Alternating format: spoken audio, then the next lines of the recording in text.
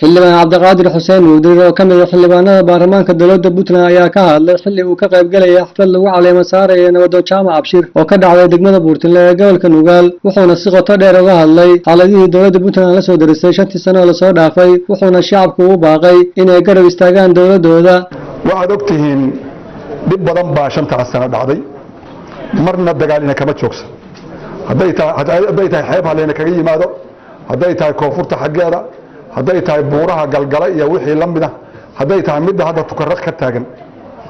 haddaynaan isku duubnaan oo aynaan dawladda iyo xukuumadda aynaan barbar istaagin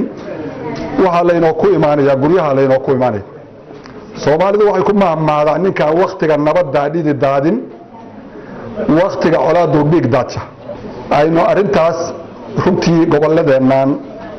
oo mudug laga soo bilaabo aad baa loogu gurmaday ama xoolaha la cunayo ha noqoto ama ragga dhiigiisa ha noqoto ama ha noqoto sida waxgaradka ugu heelan yihiin ay ugu heelan yihiin oo la rabo sharafka iyo dadka ila difaaco ninkii waxa la yiri kugu yimaada maalak oo nafsaka oo irqak saddexdaas diintu waxay qabtaa inaad iska dhicis kuma inaan duulayna waa layna ku soo duulay.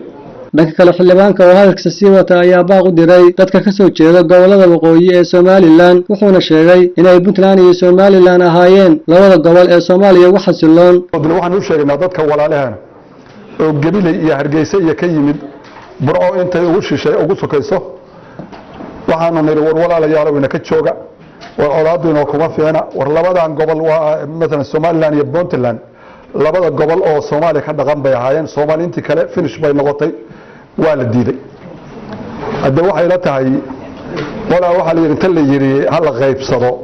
yani wuxuu yiraahday waa nin raga ku jiray waxa la yiri reer raga lagu kala daro inuu qaybsan waada nin helay hungow nin markay inaga soo damaaciyay waa ina ku hungoobaya waa habuu ina kala kulmay waana la kulmay runtii